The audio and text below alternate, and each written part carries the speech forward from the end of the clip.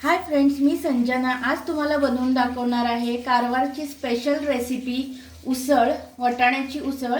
त्यासाठी 1 वाटी पांढरे वाटाणे घेतलेले आहेत आणि ते भिजत घातलेले होते रात्रभर। त्यानंतर एक मोठा बटाटा असे मोठे मोठे पीसेस करून घेतलेला आहे। वाटाणे स्वच्छ धुवून घेतलेले आहेत आणि आता मी ते कुकर मध्ये घालते। त्याचबरोबर एक बटाटा, लागेल तितकं पाणी घालायचं आहे। कुकर लावून घेतलेला आहे, 7 ते 8 शिट्या काढायच्या। एकीकडे मी कुकर लावलेला आहे आणि आता बाकीचं साहित्य काय काय लागणार आहे बघूया। इथे आहेत 2 हिरव्या मिरच्या, हळद, मीठ, मोहरी, तेल, हिंग, कढीपत्ता।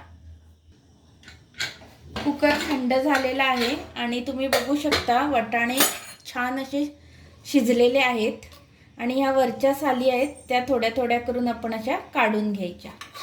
इथे पातेलं तापत ठेवलेलं आहे, 2 टेबलस्पून तेल घातले।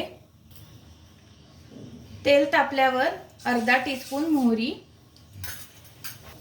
मोहरी तडतडल्यावर हिरव्या मिरच्या, कढीपत्ता आणि हिंग। आता यामध्ये हे शिजवलेले वाटाणा आणि बटाटा घालायचे आहे। पाव टीस्पून हळद, चवीपुरतं मीठ मिक्स करून घेऊया। थोडंसं शिजू देऊया। जर पाणी कमी वाटत असेल तर थोडंसं घालू शकता।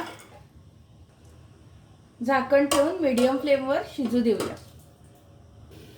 5 मिनिटं झालेली आहेत आणि उसळ छान शिजलेली आहे आणि तुम्ही बघू शकता टेक्स्चर पण अगदी मस्त आलेला आहे। फ्लेम ऑफ करते आणि नंतर तुम्हाला दाखवते ही सर्व कशी करायची असते। ही उसळ सर्व कशी करायची ती सांगते। त्यासाठी बारीक चिरलेला कांदा घेतलेला आहे, कोथिंबीर घेतलेली आहे चिरलेली, बारीक शेव आणि फरसाण।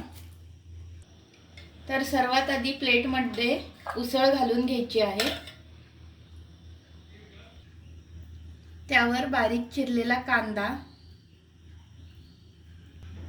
बारीक चिरलेली कोथिंबीर, थोडा फरसाण, वरून बारीक शेव, परत थोडासा वरून कांदा आणि कोथिंबीर। ही आहे कारवारची उसळ रेसिपी, जी खूप ट्रेडिशनल आहे, ओल्ड रेसिपी आहे आणि जशी माझ्या आईने सांगितले तसं मी तुम्हाला बनवून दाखवलेली आहे। तुम्ही नक्की ट्राय करून बघा। आता ही जास्त भेटत नाही, पहिली हॉटेलमध्ये वगैरे केली जायची। जर कुठे भेटत असेल तर तुम्ही नक्की कमेंट करून सांगा, जे कोणी कारवारचे आहेत त्यांनी। तर रेसिपी कशी वाटली नक्की सांगा आणि नक्की ट्राय करून बघा। तर हे असं व्यवस्थित मिक्स करून खाल्लं जातं। तर आवडली तर लाईक करा, शेअर करा, सबस्क्राईब करा चॅनलला, जे कोणी नवीन आहेत त्यांनी।